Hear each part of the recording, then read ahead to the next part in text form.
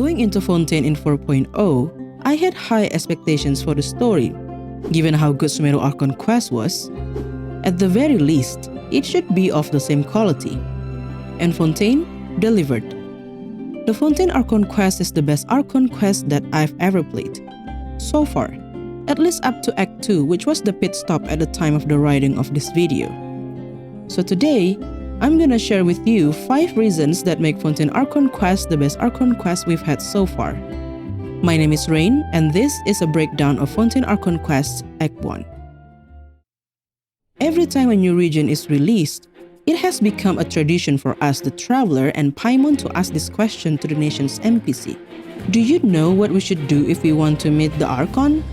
And normally, the NPC would say something along the lines of, well, it can be a bit tricky, but they're usually at that place or would show up in that event. You can check that out. Well, that's also true with Fontaine NPC. When they said we could try the Opera House, what came afterwards was something I didn't see coming. We didn't even have to bother trying to look for the Hydro Archon. The Hydro Archon came to us. And her entrance, the music, the voice acting, everything was a well-orchestrated performance, effectively telling us what kind of character Furina was. She's proud, very much full of herself, and yeah, I see you, Furina, I see you. I went from a player who was indifferent about the Hydro Archon to, well, a Furina enthusiast, basically. And not only Furina, we were also very quickly introduced to our quote-unquote tour guides. We only had to talk to one NPC, well, 2 technically, a group of NPC, before we saw Lynette standing not too far away from us. Then we talked to her and soon Lini joined us. The story wasted no time introducing and bringing all these characters into the story. Forget about going around asking tens of NPCs about the whereabouts of the nation's Archon before finally stumbling into a clearly not NPC at the end of the road who would end up being our tour guide. In Fontaine, both were delivered to us early on in the story. Even the chores that they made us do in the quest, I was expecting some boring conversation with the NPCs while I was distributing the magic pockets, but instead I got bits and bits of clues that were gonna be useful further down the line or straight up gonna mess with the heads of the lore theorists in the community. More on this later. Very fun. But it's not enough. And speaking of the twins, I appreciate that the story didn't shy away from utilizing them to be our very own unreliable narrators. We learned from the Overture teaser that they were working for Arlecchino. That was already the first sign not to trust them despite their friendly and welcoming gesture to us. Because as we knew it, Arlecchino told them that they were first and foremost actors, whose job was to mesmerize the crowd. We were the crowd. So, who's to say that the apology they offered to us during the trial was not still part of the act? Like, would they ever come clean to us if not for Furina exposing them? And then there was this instance early on in the quest that I only noticed after rewatching the full quest, by the way, the one scene that smelled fishy to me. It was right after we were trying to catch the thief at the port. Lini said he failed to catch the thief because of distraction by the thief, and Lynette said she felt too because she saw Lini twisting his ankle and she had to make sure he was okay. Now, I don't know if this NPC is gonna play a more significant role in the story, but were the twins telling the truth? We were on the other side when those things allegedly happened, blocking the other possible escape route for the thief. We were not with the twins. If they could lie about their true identities, what's another one? I mean, I love it. They can make us frustrated for sure, but unreliable narrators bring a different flavor to the story that would keep you at the edge of your seat because you simply cannot trust them. There's gotta be something more, something else that they're not telling you. This narrative you're following now might as well be a lie altogether. Or this character poster released for drip marketing purposes? Also a lie. It was sometime after the 4.0 release when Hoyoverse posted an updated version of Lini, Lynette, and Freminet character posters. My jaw was on the floor when I saw the Fatui card in Lini's hand and the smile gone from his face. That was a very good example of a show don't tell narrative. Things are not as what you see. They've been telling us this from the start, but then we saw the character poster being reposted and we wondered if the Hoyoverse admins were making a mistake, only for us to later realize that while they were the same characters, some details were different. And from the same updated post, we learned that eventually Li Ni would be the next leader of the House of Hearth. And surprise, surprise, this was already hinted at as well in the story. Remember when Li Ni said he couldn't imagine what he would do if ever Lynette went missing? How he would pay any price to get her back. Lynette stopped him from pondering further, and at first it appeared to be yet another one of the twins' antics. Except later in the story, we learned that Li Ni had lost Lynette once. With some very graphic description of what happened, he told us that it was Arlecchino who had been there and saved Lynette. Remember, Li Ni would pay any price to get Lynette back. Any. Without explicitly telling us exactly what Li Ni would do should that ever happen, we knew.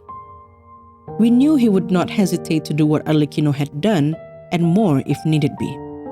And then we also knew that he was indeed the future knave in the making.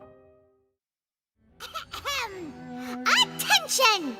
Ace Detective Paimon has something to say!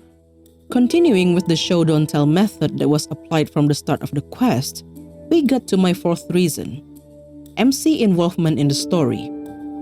Sumeru Archon Quest excelled at this. Remember how we were stuck in the dream loop for Archons know how long and Nahida was expecting us to figure out the truth by ourselves? Yeah, Fontaine took it from there and brought it a step forward by making us the detective/attorney for Li Ni. Show, don't tell. The entire quest had been telling us. We were made to use our brain to uncover the truth along the way, or the plot if you will, instead of being spoon-fed long and bloated expositions by other characters, which again I appreciate. Navia was there with us throughout the investigation, and they could easily make her the star of the show while we ran around following her, but no. We took the center stage and actually had to use some brain power in order for the story to move forward. Otherwise, well, you would be stuck trying to counter Furina's deduction, which would not be fun, by the way. The quest was 3 hours long by itself. Imagine how much longer if you failed at deduction. But if you enjoy reading mystery stories or watching ones, say Sherlock Holmes, you don't have to worry about a thing. All the clues, the red herring, the foreshadowing, all would work in your favor. Which, according to my note, is my last and most favorite point in this video: the clever use of foreshadowing in the story. Remember when I said that the storytelling was very efficient, to the point where even dialogues with NPCs were actually clues that were gonna be useful further down the line? Take a look at this one. Well, good tales are often based on true stories, aren't they? And what you see in reality may also be someone deliberately putting on an act while harboring ulterior motives. Whether something is true or not simply isn't that important. Isn't that basically the plot of Li Ni and Lynette's true identity? How about this one?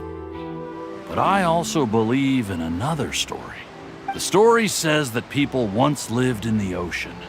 So, if you ask me, when the water rises and takes us all, it'll be like we're going home. I mean, I'm not a theorist, but isn't it hinting at something related to the overall plot of Fontaine Archon Quest? The prophecy of a Fontainian dissolving into water? Like, hey, what if they originated from water and it's just like going home for them? Or something like that.